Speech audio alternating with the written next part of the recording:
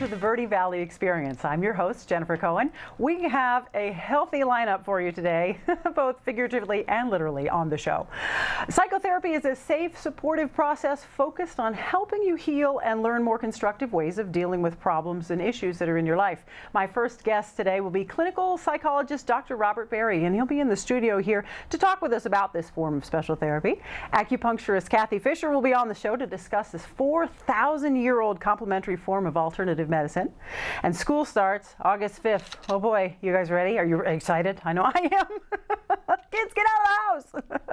Well, Megan Anderson is a registered registered dietitian and nutritionist. Yeah, that's a tough one to say. And she has loads of fresh and healthy ideas on how to meet your kids' nutritional needs during this coming school year. The McGuireville Preservation and Historical Society is keeping history alive and well, and they're going to be having history mystery tours weekly in the month of August coming up here in McGuireville. Candy Hammond, the president of the Beaver Creek Preservation and Historical Society, will be with us with all the details about the society and its happenings that are going to be coming up. We'll meet up in Clarkdale with Mayor Doug Von Gossig and Town Manager Gail Mabry down at the Lower Tapco Wrap. That's down in Clarkdale. And we'll talk about the area's newest river access point. That is very, very exciting. And we'll finish out our show with something extra special for you today. Musician, artist, and children's book author Rick Marquardt will be live in the studio with his, get this, charango. Okay, this is a small Andean stringed instrument of the lute family, and you've probably never seen one or heard one. So, so today on the show, we're going to ease your mind, stimulate your energy, pique your curiosity, nourish your body, and soothe your ears. So sit back, relax, and let's go ahead and get started. As I said, my first guest today, Dr. Robert Berry, licensed clinical psychologist. Thank you so much for joining me. Oh, thank you for having me here. Oh, it's such an exciting topic. I think that any time you can ease anybody's suffering in any way, whether it's mental or physical, that's a really super thing. So thank you for the job that you do. Oh, sure. It's very gratifying to do. I bet. Yes. I bet. And how long have you been doing it now? Well, I first started in mental health in 1970, so we're 44 years at this point. So you must be pretty good by now, huh? Well, I hope so. Yeah, I would say so. Otherwise, I wouldn't continue to do it. Well, that's true, and it's gratifying for you too, Sure. obviously. Yeah. So tell us a little bit about psychotherapy. Well, first I want to make a distinction between counseling and psychotherapy, because I do provide both counseling and psychotherapy. Counseling is what you would think it is. You counsel somebody in terms of a particular issue or problem that they might be experiencing. So you would work together with the individual to define what really the issue is and then come up with some possible solutions for that. That's different from psychotherapy. And psychotherapy involves facilitating another person to have a better understanding of themselves and their situation so that they can come up with a better response to whatever is happening or going on in their life.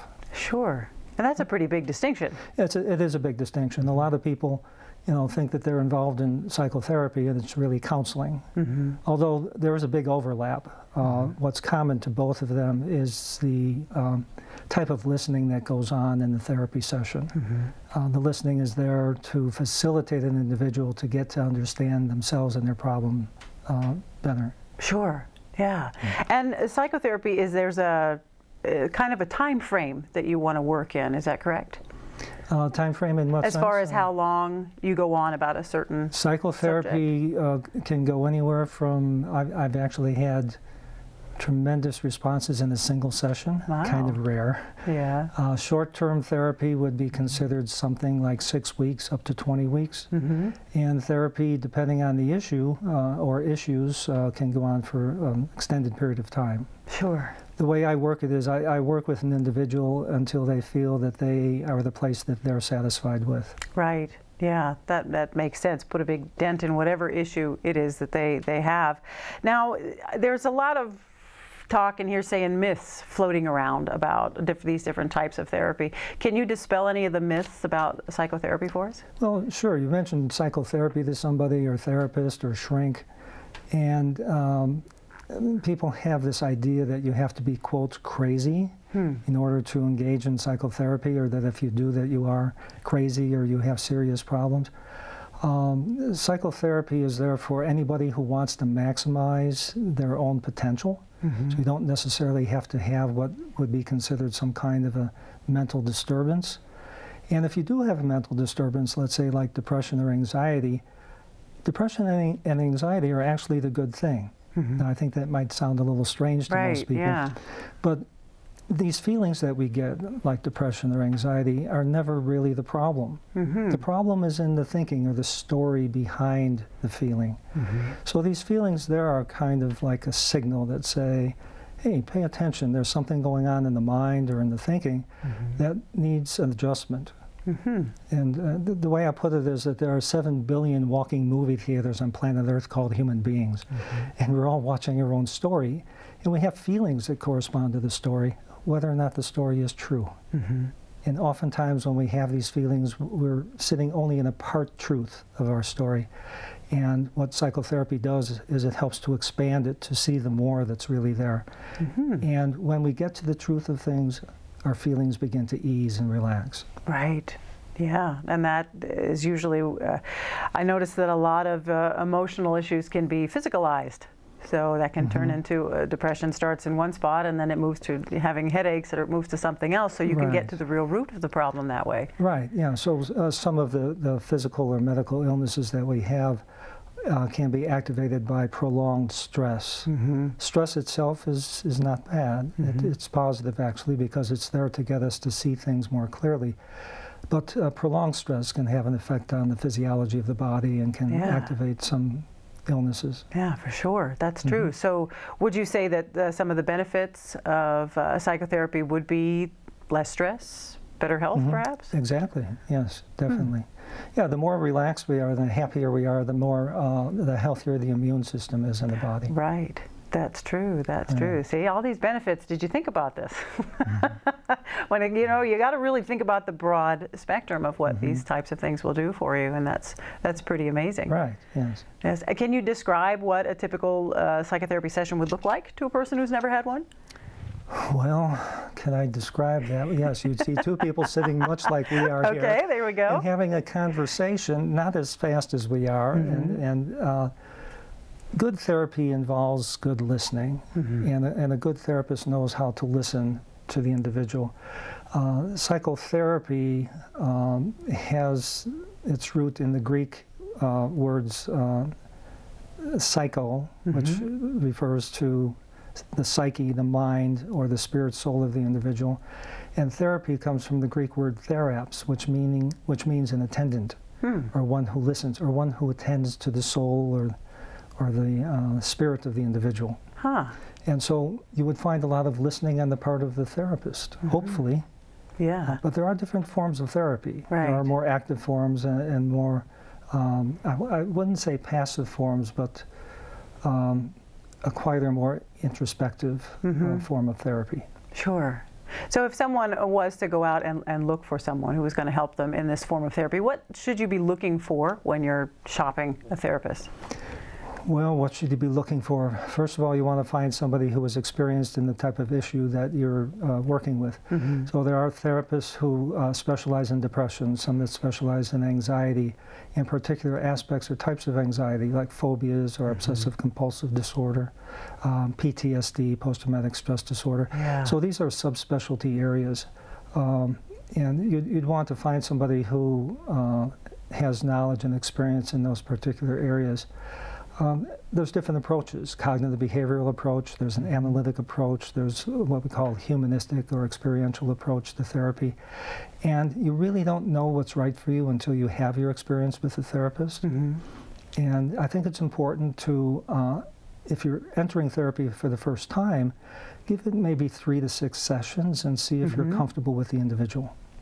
Right. Well, that makes perfect sense. Give it 3 to 6 sessions. See if you're comfortable with that person. It's not one size fits all. Right. It's not everybody is right for everybody. It's a very personal need on your half, and then of course the relationship that you're going to build with your therapist. So definitely shop around. I know that sounds kind of weird to say shop around at something like this, but that's what you need to do. So, and if they want more information on you or anybody else who's in this area, there's a great website, www.sedonaprofessionals.org, and you you can always give Dr. Berry a call at 928-301-9609 if you want some more information or we've piqued your interest and you got some other questions. I know I do. I mean, we could talk about this for hours, but thank you so much for being on the show today. I really appreciate it. You're welcome. I've enjoyed being here with you. Thank you. It's a great subject, and I think that a lot of people benefit from stuff like this, and you may not have thought about it, so take a minute to think about that. Might be something worth your while. And don't go away, because we'll be right back with lots more Verde Valley Experience.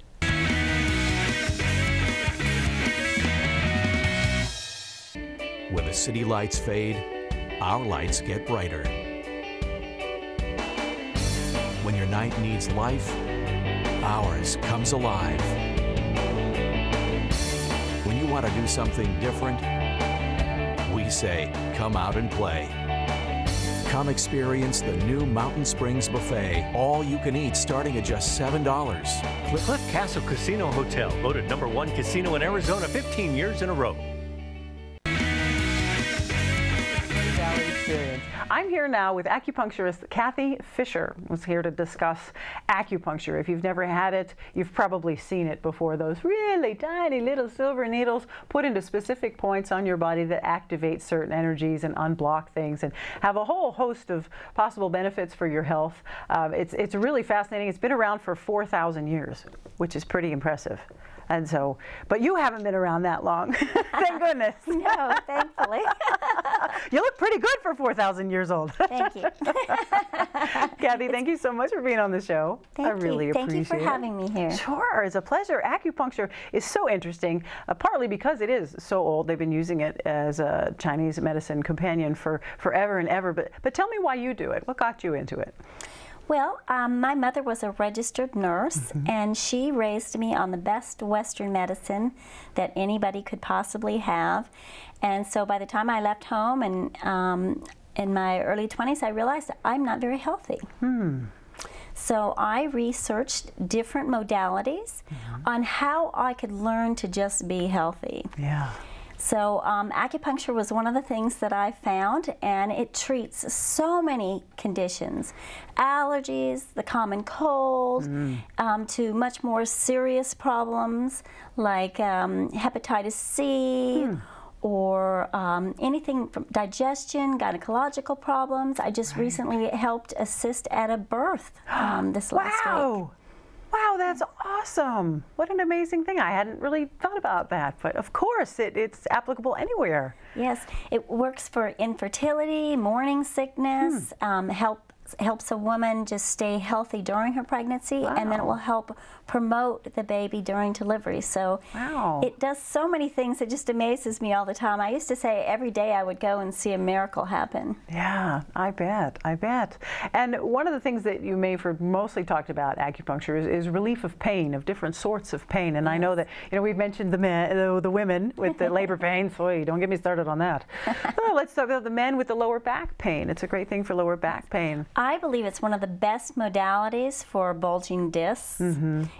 I've probably treated more sciatica patients than any other problem, but it also treats neck problems, the whole spine, all joint problems, shoulders, elbows, wrists, knees, ankles. It just does so much for pain. And the Chinese believe the way it works is if you have pain, you have a blockage of qi. And qi is that vital energy, and it runs in invisible pathways. So that's why Western medicine has said, oh, it doesn't exist, it's not here. But they have injected radioisotopes into someone's arm, and they've been able to trace out some of the pathways. But because it's not in a pathway, it can go very close to the surface, or it can go deeper into the body, depending on your age and your state of health. So qi also moves the blood, so they say if you have pain, you have a blockage of qi in blood. And so the needles help go in there, it clears out inflammation, brings fresh qi in blood and lymph and everything else that's needed to go into that area to nourish it and heal it. And it can, sometimes right after a treatment, someone will be pain-free. Right. Just jump up off that table and dance around. I know I've had it done for headaches and various other pains, and it's, I love the euphoric feeling that I get after an acupuncture session. I feel like, rah, I can take on the world, I can fly around, and it's a wonderful mood booster for me to have that energy flowing, because we tend to kind of shut down and get real narrow, and unblocking of that energy through acupuncture is a great way to liven yourself up a little bit. Now, we keep mentioning needles, needles, needles, and I'm feeling you cringe out there every time we say needles. But these aren't like your hypodermic needles. They're not even like your sewing needles. They're whisper, hair thin, aren't they? They're very small, and they have a point at the end that just pushes the muscle fiber to the side, where a hypodermic needle has a cutting edge on it. And my needles are so fine that they can fit inside the hole of a hypodermic syringe. Wow. So oftentimes you don't even feel them go in at all. That is true. And when you were talking about feeling euphoric, what it does is it releases endorphins in the body. That's another benefit of acupuncture. Wow, that's great. So if you got any needle phobias, you don't have to worry about that. It's very different than, no different than the hairs on your arm. It's really quite fascinating. Technically, in an acupuncture session, if somebody goes in, say, for neck pain, how many needles would someone get for those? It depends on what's going on. If they bring me some medical reports and say they have a disc problem between certain vertebrae, then I'll just focus around that area. So it could be anywhere from 6 to 10 or possibly more. But most of them they probably won't even feel, or if they do feel them, it certainly won't be like a shot. Yeah, definitely not, or pricking your finger while you're sewing or anything like that. So does it matter your condition of health or your age for if you're right for acupuncture? Anyone can have acupuncture. My personal belief is that the person isn't old enough to tell me that they want needles. I don't put needles in them. Sure. But there are techniques that can be used using your hands and different things for small babies. And then anyone as old as they are can come in. Sometimes the older you are, the longer you've had the problem, it might take a little bit longer to be fixed. Sure. Oftentimes I will meet people and they will say, oh, they tried acupuncture, and I ask them how many times they went, and they said only once. Right. But sometimes it takes more than that. Although I have met people who had one treatment and it fixed them up. So you just never know. That's true. You never know. It's, again, not one size fits all. When you try something new, they say you got to try it 3 times and up to 3 weeks before the brain starts to set in a pattern. So that's a very important thing to mention. It's not one and done usually. It's kind of a rare thing. That's really great. And the wonderful thing about it is it's simple and it's easy, and you don't have to dress funny or prepare fast, or it's very minimally invasive. It doesn't there are no side effects. Right. If it doesn't help you, it's not going to hurt you. So it is really a great, safe medicine to use. Right. Yeah. Complementary. There's another hard word. We're always throwing them out there. Complementary alternative medicine. It's complementary to anything that you're doing. Like you say, there's no side effects. So it's something that may be worth trying. You got that nagging pain or something, look into it. Get online. I encourage you to look it up. You can also check out Kathy at kathyfisheracupuncture.com. You can check her out if you have any questions for her. But definitely get out there and look it up. It's fascinating. If you're into ancient Chinese history, you can certainly go at it from there, and all the benefits. And there's so much information out there, and all the different points on the body. Oh my gosh, there's hundreds of them. Everything means different stuff. It's really quite fascinating. So go on and get out there and check out acupuncture. Kathy, thank you so much for joining me today. Thank you for having me here today. It's been really, really wonderful. I really appreciate it. Thank you. Awesome. Acupuncturist Kathy Fisher. Now don't go away, because we've got more Verde Valley experience for you.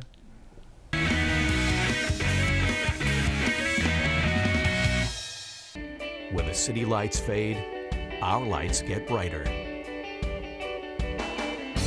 When your night needs life, ours comes alive. When you want to do something different, we say, come out and play.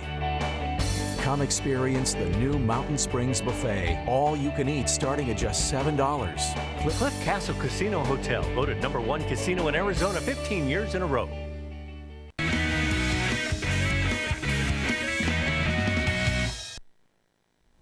Welcome back to the Verde Valley Experience. I'm here now with Megan Anderson, who is a registered dietitian and nutritionist. Megan, thank you so much for joining us today. Thank you for having me. And what timeliness this is. School starts August 5th. Yay! Did I do that already? Yay! And you know, if you're like me, you got a small kid, lunches, oh my gosh, snacks, wow, breakfast, packing, it's chaos. And sometimes it's all too easy to get those little packages where everything's pre-made and you throw one in there and you go, there you go, and then the guilty feeling comes in. You're like, oh, I just fed my kid. Got what? So please tell us what we need to know. All right. Well, I bow to you. My first rule is to not overthink it, because I think with food in general, we tend to get very stressed. We work ourselves up, and everyone does it. Just because I'm a dietitian doesn't mean I'm any different. So with packing lunches, I try to just say make it as easy as possible. So I kind of brought this example of what I hear a lot of kids taking for their school lunches: a sandwich, which is great, usually whole wheat bread. People figured out the whole grains, and then chips. Or pretzels, or crackers, and a granola bar. So it's like carbs and carbs and carbs. There's nothing really to give good nutrition, and those foods don't, as far as a full feeling, they're not going to make a kid feel full and make it through the rest of their day. So I try to say simplify it and just go back to those 4 basic food groups: the grains, protein, fruits, and vegetables. So take that off. Take the chips out. Take the chips off. First of all, not that, but and you know, just add on something to the side. So you might add on a nice piece of fruit, a nectarine. Right now, I mean, we have great fruit down here in the Verde Valley, which is wonderful living down here. But adding on a fruit and a vegetable, and that's all a kid really needs to make them feel full and get them going. All these foods are going to work really nice in their bodies to help them get full. They get the vitamins they need, the minerals, the fiber, and it's a great little lunch. If you're worried about gluten, or which I know you had mentioned earlier, you can just lose the bread. We don't need to have a sandwich in our lunches. So this is just an example. This is a lunch I actually eat a lot: a scoop of tuna with, I'll usually put some cranberries in it and some onions, and then I use carrots and celery and peas to dip in it instead of the bread. Yep, instead of crackers, and then I have a bunch of fruit on the side. So yeah, that's it. That's true. Yeah, working around, so many kids have allergies these days between the wheat and the peanut and all that business. It can be challenging. We're doing gluten-free in our house, and you know, they do make a lot of gluten-free stuff, but again, it's processed, packaged, and it's crackers and it's carbs. Absolutely. And it's, you know, when it gets down to it inside your body, you might be giving your gut a break from if you have problems with gluten and breaking it down, but it's going to do the same thing. It's going to break down into sugar in your body. It's going to build up in your blood. It's going to cause weight gain or long-term health diseases. And so, you know, you have to kind of think about not just replacing one food with something that's healthier. Right. Yes, from one cracker to another. It's still a cracker when it gets in there, regardless of what it's made with. And kids need energy to last a long time. So how do we get that breakfast to make it to lunch, lunch to make it to the bus ride home? Great question. So protein is really your best friend when you're feeding your kids or feeding yourself. Breakfast is the most important meal of the day. Studies show that kids who eat breakfast do better in school, they do better in sports, and it's because they can pay attention. So protein is what helps our body stay full. It takes longer to break down in the stomach, so it takes that full feeling and stretches it out. So some examples: I eat peanut butter toast every single day for breakfast because I can put it in the car and drive. A lot of our kids do a piece of string cheese with a piece of fruit, and that'll help them last, especially the ones who don't like a big breakfast. It doesn't have to be huge. Another really great one are hard-boiled eggs, because you can boil them the night before, peel them the night before, and grab them and go while you're running out the house. Well, that's true. Those are a good go-to snack for sure. Yeah, and then the peanut butter, like you say, that's great, or almond butter if you're allergic to peanuts, and they make cashew butter, and they make every butter. Right now, we're so fortunate to live at a time when there's 50 million choices. And of that, there's about 20 that are actually healthy for you. So, but you still have more choices that way. Absolutely, we do. Yeah. Another one is sunflower seed butter. I don't know if you've tried that, but it's delicious. I haven't. Yeah. It's really good. A good allergy. Now, how do we deal with the sugar cravings? But the kids are always sugar, sugar, feed me sugar. How do we deal with that? What can we feed them that will help get them past that? A really good thing is to start them off with a good breakfast, like we talked about, because when you have that nice full stomach, you're going to be less likely to overeat later or binge or make those bad decisions where you see a donut or a piece of candy or some Cheetos, as a lot of our kids like, and grab it in front of you. The other one is to really just don't keep it in the house. I mean, I know that's hard, but if you raise that expectation of there's not sugar in this house, we drink water, we eat fruits for our sugar, we eat vegetables, that's the best way to do it. And then if you do have a kid who really really love sugar and you're trying to change that, wean them. Because it'll kind of help. Those baby steps help keep a kid from getting mad, and you won't have this battleground in the house. Right, the upset, but I want ice cream, and then I want this. And that's what I hear all the time, but you're right, don't have it in the house. That's my secret. It's in the house, I eat it. Same here, same here. Mine's chips, not so much the sweets, but yeah. Oh, ice cream, forget it. Yeah. My husband knows, don't bring home ice cream, because he has a little bit, and then I eat the whole thing, so like, you can't bring that home. Yeah. Now, you brought these little baggies. Please tell me what you want to do with these. Oh, right. They're fascinating. So these are baggies. They're representing sugar. I didn't have sugar at the office, and I figured it wouldn't show up very well. So it's actually cornmeal. But this is the amount of sugar that's in 1 carton of chocolate milk at the school. Oh. So, you know, we can't all, unfortunately, we don't have the time or the money to pack lunches for our kids. And so you're at the mercy of the school lunches, which, depending on how you talk to your kid about health and choices, can be a really good thing. It can be a really positive experience for kids. So I kind of brought some examples for you. This is a typical lunch for kids that I see is chicken nuggets, corn, and chocolate milk. Right. So the chocolate milk in particular has about 26 grams of sugar, which is 8 teaspoons. So once a week or so, this isn't so bad, but I brought 5 of them. Right. And this is only if a kid drinks it at lunch, because it's offered at and just breakfast. once a day, and doesn't have other and just sugar. once a day. And so you're drinking at least, what is this, about 2 cups, maybe a cup and a half of sugar? Yeah. Wow. And so this is really hard on a kid's body. It's hard on an adult's body too, but this is this sugar. It's just your body can't break it down as easily. It's going to stay. And there's a lot of really strong evidence that shows 1 sugary drink a day, whether it's juice, chocolate milk, or soda, can lead to, it's like 26% more likely to get type 2 diabetes as an adult, or it's closer to 50% more likely to have heart disease as an adult. And so this is just to show you how quickly it can add up. And so talking to your kids about making the healthy choices, because you want them to live a nice, long, happy, healthy life, can help them choose maybe white milk 4 days of the week instead of chocolate milk every day. Yep. There you go. Yeah. And that's just what's in the chocolate milk. Yep. Not to add in the cookie and the Hostess Twinkies or the granola bars or sheesh, all that stuff. And sodium. By the end of the day, it's amazing. So you really have to. I know they're kids. They want sweets. I know, but yes, getting them to change to white milk. You know, a couple times a week, or surely, and little things here and there definitely add up. They definitely help. We want our kids to be healthy and strong and be able to pay attention. The teachers will thank us for that. So lots of protein at breakfast, at lunch. Easy to pack things, hard-boiled eggs, cheese. Cheese always works great too. Oh yeah, and kids love string cheese. Yeah, so. And then of course your gluten-free options, but you got to watch that too, because then you got a lot of carbs there too. Who needs the bread? Make it with something else, or use carrots. I love that. Yeah, that's really, really great. Megan, thank you so much for joining us today. Really appreciate all the information. Thank you for having me. That's really awesome. How long have you been a registered dietitian and nutritionist? About 2.5 years now. Wow, that's wonderful. Well, thank you for what you do. We really need you. Thank you. Absolutely. Thank you. It's a great job. It. Cool. Thank you guys for watching. We'll be right back with more Verde Valley Experience.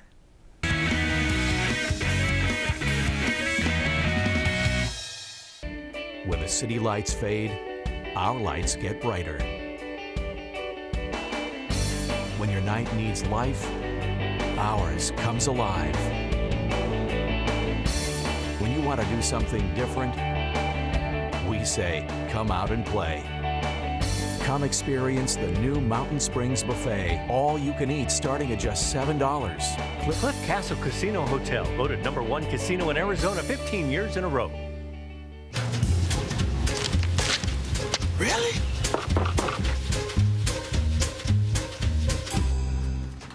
Buzz, what's up, man? You left some leaves burning out here. Yeah, I just came in just for a second. Come on, man. If it's too hot to touch, it's too hot to leave. You could torch the whole neighborhood. It's a good point there, Smokey. 9 out of 10 wildfires are caused by humans. Only you can prevent wildfires.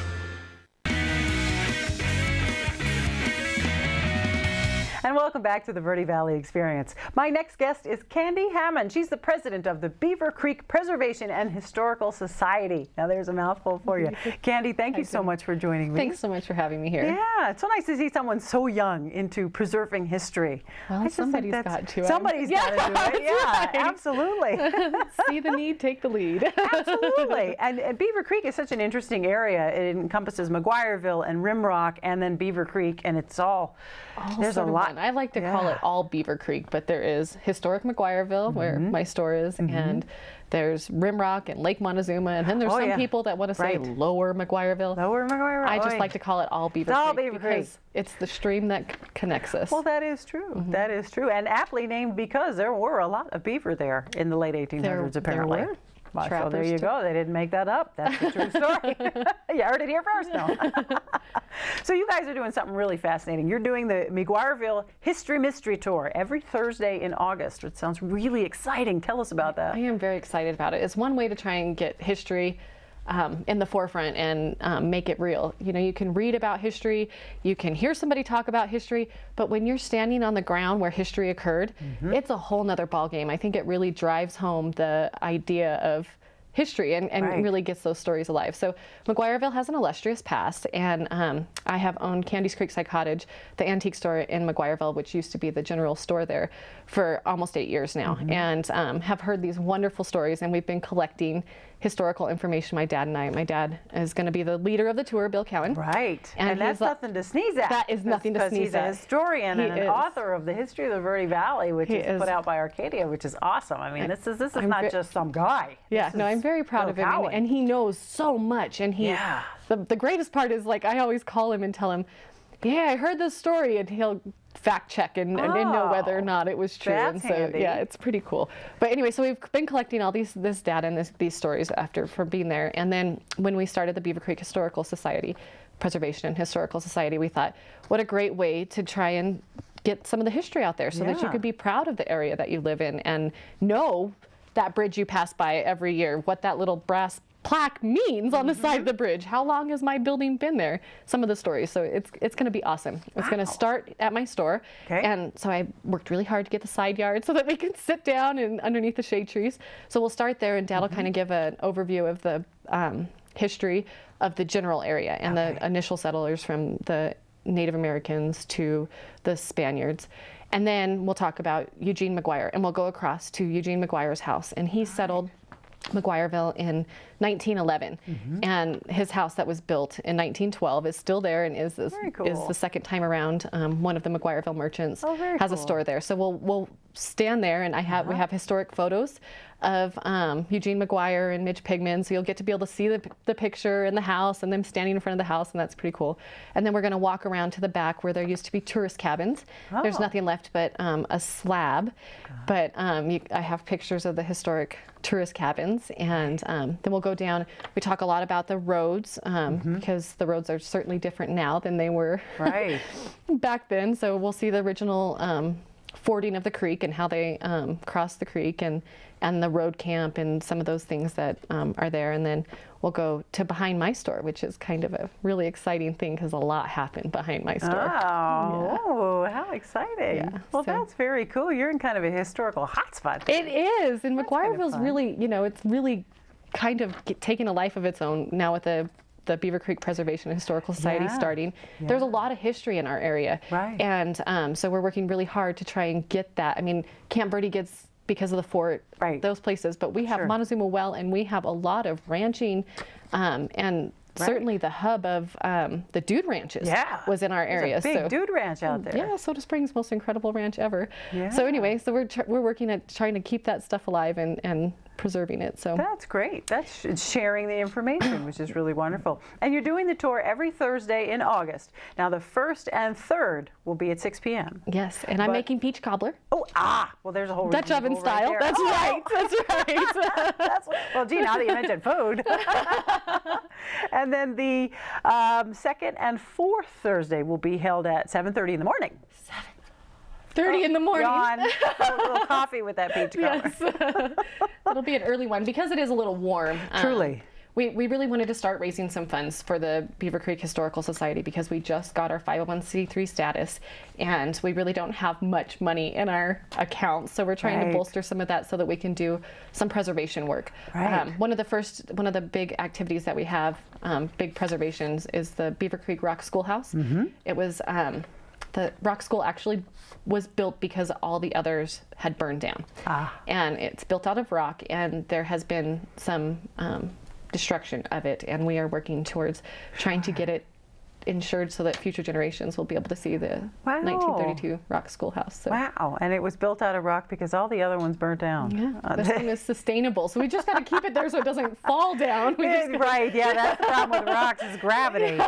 So that's great that you're working on that project. It's so important to have something to work forward to, and that's where expanding everyone's horizons around the history of the area will definitely help. How long is the tour going to be?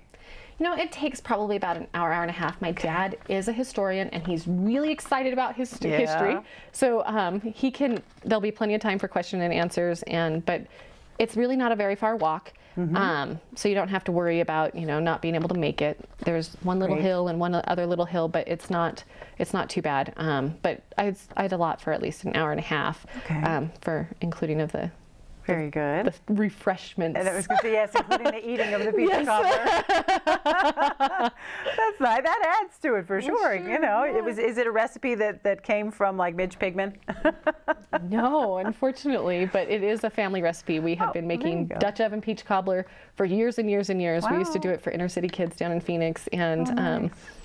yeah, so that's great. It's awesome. Everybody raves about the peach cobbler, but the morning one, I don't think we're going to serve cobbler. Okay. Oh, gee. I'm thinking like you have to think of cinnamon rolls. There you go. It's always got to be food. That's how you get them. Maybe I'll look for a Midge Pigman recipe. Because she did have the general store. That's true. She did, and boy, there's so much information about Midge. She was a fascinating lady, and all her doings and going-ons. And back then, life was fascinating. You know, we think we've simplified things, and actually we've overcomplicated it and taken all the fun out of life for sure. The way that we're doing it. So. Well, Candy, we're trying to have fun in McGuireville. So. You certainly are. Candy Hammond, the president of the Beaver Creek Preservation and Historical Society. Thank you so much for joining me today. Much for coming in. Have fun with that. All right, I think it's going to be great. And we'll be right back, so don't go away.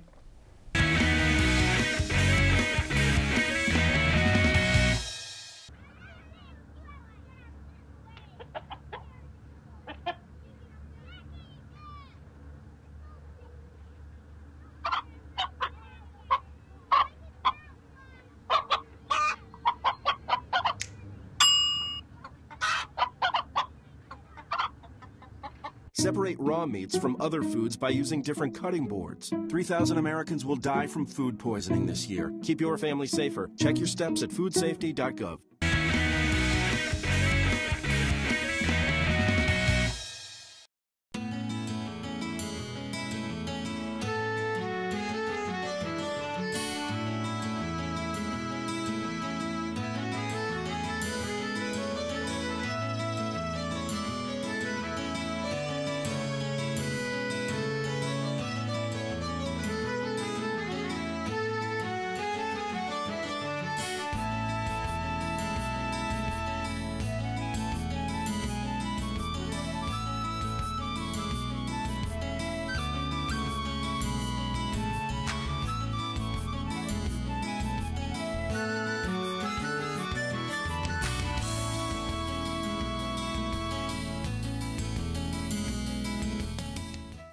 And welcome back to the Verde Valley Experience. Now I'm down here with two of my new favorite friends at the Lower Tapco River Access Point, the Lower Tapco RAP. And I am here with Doug Von Gossick, who is, of course, the mayor of Clarkdale. And I'm also here with Gail Mabry, who is the town manager. Thank you so much for joining me on this beautiful morning. Well, thanks for having us, Jen. Gosh, and this is the most beautiful point. So Doug, tell me a little bit about where we are here at the Lower Tapco River Access Point. So, Lower Tapco River Access Point is about 42 miles down from the headwaters of the Verde River, which are up by Paulden, north of Prescott. So the river's been flowing for 42 miles by the time it gets here, and this is the first official river access point where people can easily launch their kayaks and go on downstream, study nature, picnic, and all of this. A brand new park. We just opened it a week and a half ago. And we're really, really proud and excited to see how people have been using it so far. It's been great. Yes, it's beautiful. So far, everyone has been very respectful. Of course, there's no trash anywhere. We want to make sure when you do use the point that you pack it in and pack it out, be respectful of nature. It is one of the most wonderful birding spots if you are a birder. I'm an amateur birder, but I have with me one of the professional birders. Yeah, I've spent a lot of time birding in my life, and we have a bird list here of about 190 species of birds, including the yellow-billed cuckoo, which just arrived about 10 days ago. The island right across from the little creek here is called Cuckoo Island because they breed there every year. Wow. And they're important because they're one of those keystone species, one of those canaries in the coal mine, if you will, that let us know that our ecosystems are healthy or that we're starting to lose them. And the number of yellow-billed cuckoos in the western United States is restricted to this very narrow band of riparian habitat like we see around the river here. And so since that's shrinking, the populations of the cuckoo are shrinking, and so we're proud to have a pretty good population of them here. That's great. And then birds like summer tanagers that are singing across the way right now to us, and lots of riparian birds. Sure, yeah. And so you are now an official river access point since June 18th, so congratulations on that. If you're going to come down to the park, what you're going to find down here is there's tube rentals, there's several places you can get a trip with an actual professional guide. You can learn lots of wonderful things about the natural history of the area, and of course the river and how to use it wisely. And 7 days a week they can come on down. It's public access. You can bring your own kayaks, of course, and launch from here, and it's really truly a beautiful spot. Well, it's a spectacularly beautiful spot. Now this particular parcel is owned by Freeport-McMoran Copper and Gold, who is the successor of Phelps Dodge, so long-time company in the Verde Valley, and they originally had this spot because of the fact that when they had the smelter in Clarkdale, it did a lot of environmental damage upstream because of the smoke. And they bought all of this land and repositioned the farmers that were on these lands and some of the ranchers, and then they assumed title to all of them, and they still own them now. They're leasing this land, this 110 acres that stretches from just behind us, or just in front of us over here, to almost a mile downstream. For $10 a year. We wanted 5, but they stuck hard to $10 and we couldn't move them off that dime. So, but we're really happy that Freeport-McMoran has been such a good corporate citizens for the town and for the river. It's called TAPCO because just upstream, just a half mile in front of us up here, is the old Arizona Power Company, which was called the Arizona Power Company, or TAPCO. And it was a fuel oil burning generating plant that generated power for the smelter in Clarkdale and for the communities in the Verde Valley until 1957, right? So it's no longer doing that, but that's why we call this TAPCO.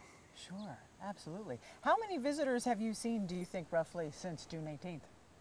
Gail's got figures. Yeah, we have a couple hundred people that have registered, about 60% of which have come from the Verde Valley. So when they come to the site, they register their vehicle. It's a $5 donation only at this point, but they do tell us where they came from. So it's been really interesting to see folks from Texas, Indiana, Ohio. We've had someone from British Columbia, lots of folks from California, the Phoenix area, Prescott and Prescott Valley, and a lot of folks from the Verde Valley, so it's getting great use. Yeah, absolutely.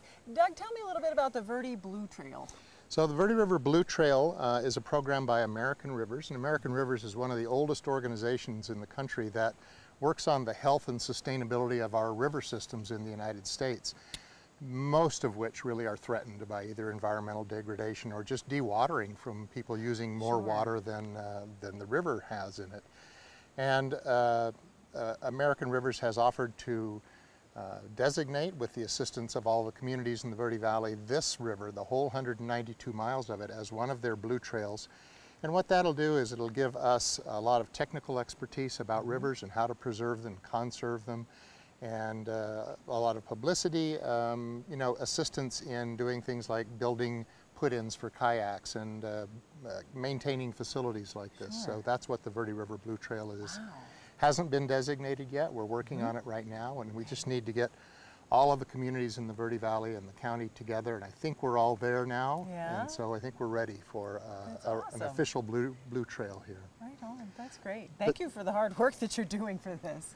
Well, it's all for the river, and it's all, you know, I always tell people that it's really kind of, it's such a wonderful project because this is a dual purpose project where we're both conserving a river and all the ecosystem that's associated with the river, but it's also a primary economic development project for the town of Clarkdale.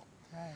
So Clarkdale has a difficult time with economic development. It's kind of in a place where if you go to Clarkdale, you had to mean to go to Clarkdale. It's not on the way to anywhere usually. Lovely little spot, though. So what we're doing is we're trying to develop an industry based on sustainable recreation. Right. And it was kind of a good guess, and we worked hard to get this, and Gail and I have both been completely surprised by the acceptance that it's received and the success that this is.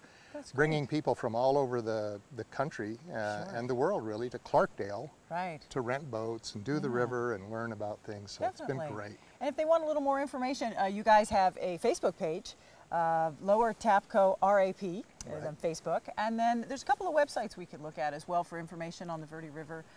And of course, the Verde Blue River Trail also has a website. American Rivers/Verde River. It's americanrivers.org/Verde River, and also the Verde River Institute.org. All one word, Verde River Institute. Has everything you want to know about the Verde River on it. Has the temperatures, it has the flows. It has every official scientific paper ever written about the Verde River. It's got economic development papers that relate to the river. So that's a great source. And then there's the Verde River on Facebook. It's just facebook.com/Verde River. Don't you love Facebook? Everybody's on Facebook. The river's on Facebook. And it has 7,000 friends, though. It has a lot of information about birds and animals. That's great. Thank you guys so much for joining me. I really appreciate you informing us about this gorgeous river and this beautiful spot. So, Doug Von Gossick, the mayor of Clarkdale, also with Gail Mabry, who is the town manager of Clarkdale. Thank you so much. Thank you, Jen. Don't go away, because we'll be right back to the Verde Valley Experience.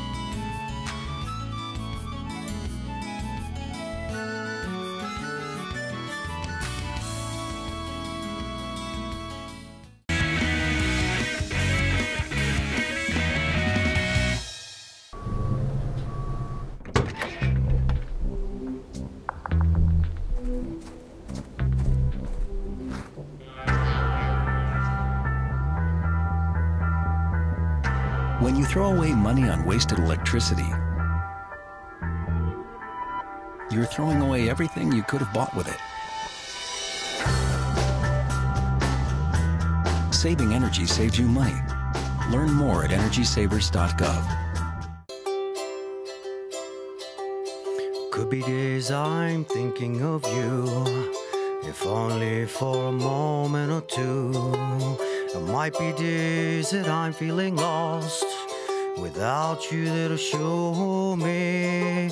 I think of those who've come and gone.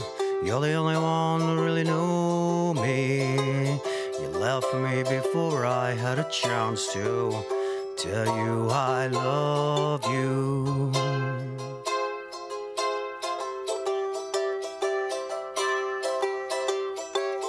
I promised to care for you till you grew old.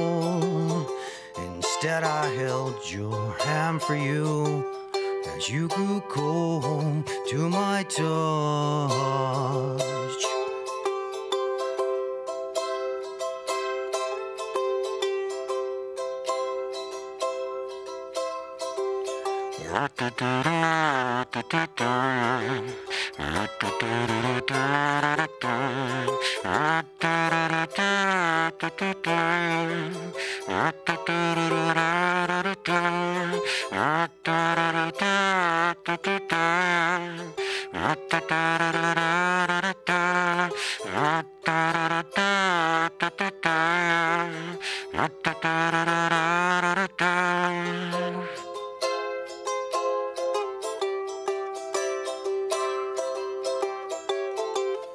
Swore I'd be there with you till the very end. You were always there to see me through, and I've never had a better friend than you.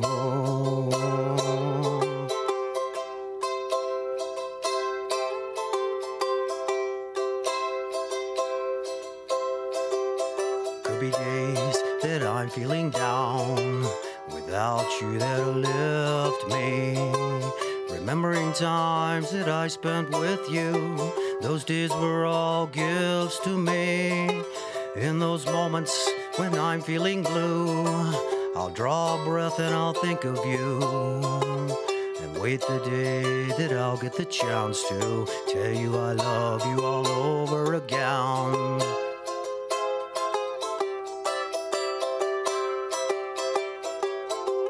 I swore I'd be by your side when it came your time to leave, just to pick my final words to you. I hope you felt a sense of pride in me.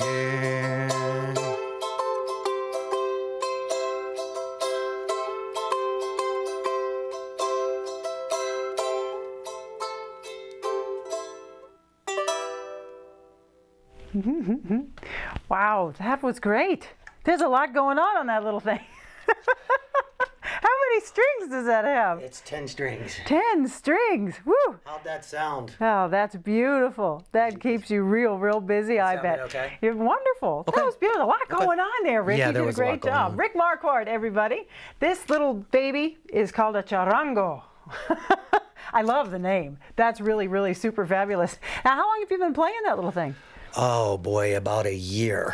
Hey, is that all? Yeah. Well, Wow, I was really taught by a bunch of children in Peru initially how to play, and there was a very limited chord chart system to it, and so I created one. Wow. And it's interesting because when Peruvians see me play the charango, they've never, it would be like watching Nirvana or something for the first time. You know something's there, but it's, you're going, they do not understand where I'm coming from, ever. But yeah, it's a nice Different little culture. Sure. But it's a wonderful, I read these were originally made using armadillo shells. Absolutely. That's disgusting. Yeah. They're actually really beautiful, though. Truly. Because of all the detail. Right, and they say the sound box quality is really great. Right. You are not allowed to take them out of the country anymore because they're live animal, or they were live animals. That would make sense. And So, they do keep stink. that in mind. Yeah, I bet. They end up Adds stinking. a little bit more to the experience.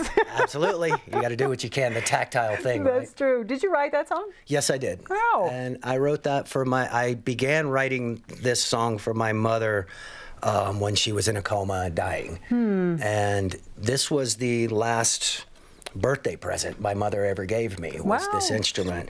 And the top was all busted. I found a guy who, as you can see, did a really nice job on the inlay. Yeah, he put a it's new top beautiful. on and put a pickup in it so that I could actually record it. Wow. The kids had pushed their fingers all the way through the top of the deck. This is actually a very old charango. It's probably Really? about 80 years old. And That's amazing. the guy who fixed this for me said, do you know how lucky you are to have an aged charango, because they really don't start sounding good for about 5 years. Really? So this thing it always has sounded good. It sounds beautiful. What's on the back? I noticed there's some sort of carving on the back. It is an Incan, probably they call them apus. I don't know if you can see that. They call them apus, which are like an alpaca. They're mountain gods and goddesses, and then yes, an alpaca. Oh, right. There's the alpaca. Yeah, there's the mountain god. And then the mountain goddess, apus. Oh, that's wonderful. Yeah. Wow, what a neat thing. And you really play that well. And I love the kazoo. I mean, how often do you see a guy play a kazoo? Well, someone told me if you're ever going to do anything, be memorable. There Even you if go. you suck, just be memorable and you'll get somewhere in life, right? Well, that's how I get along, That's awesome. That's great. Now, you do so many things besides writing music, and you record all kinds of different genres of music. Yes, I do. And you're also a book author. Yes. You've written a children's book to benefit some children in Peru. Well, one of the books is called The Dreaded Shreddeds, and it is about a young man who sees these strange objects in his yard, and his imagination just runs wild with him, and they become these creatures and from different planets and other places. And in the end, he realizes just a shadow being cast onto a haystack. Right, yeah. And it's all about the power of imagination. And sure. The next book is called Monroe, the Boy from Mars, and Monroe gets told a bedtime story about this planet close by, and of course it's the Earth, and they're talking about the people and how we all have different noses and different hair, and throughout the whole book you just see kind of Monroe put himself into those places. Neat. You know, different colors, different creeds, and That's you know, the great. moral at the end is, you know, really to be able to put ourselves into others because we're all made of the same stuff. That is ultimately, true. That you is know? true. And it's for a very important cause. It's going to be benefiting a children's orphanage in Peru. Yes, it's called Casa de Milagros. My mother started it 15 years ago. We're having a lot of problems keeping it funded since she died.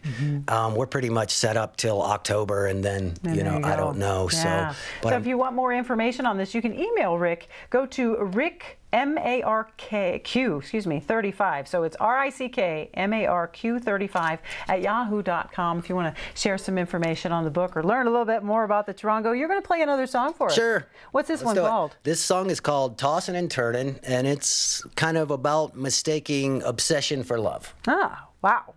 Sounds like a good one. Well, take it away for All me. right. Well, thank you guys so much for Appreciate it, watching the Jen. Verde Valley Experience. Appreciate you. We'll see you next time. Thank you. Tossing and turning, something ain't right. I've been worried about you last night. My heart's burning, chest feels so tight. I haven't seen you since our last fight. Connected to you, though I feel so alone. All of my friends say that there's just something wrong here.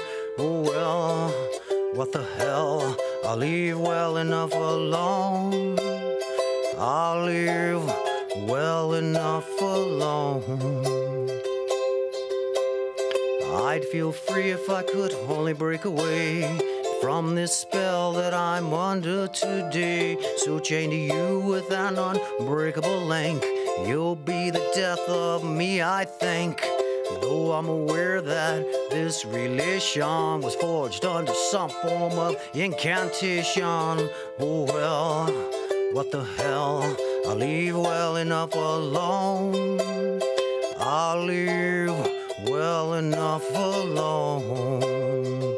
And it would feel so right to rid my mind of you, to even sleep at night with no thoughts of you.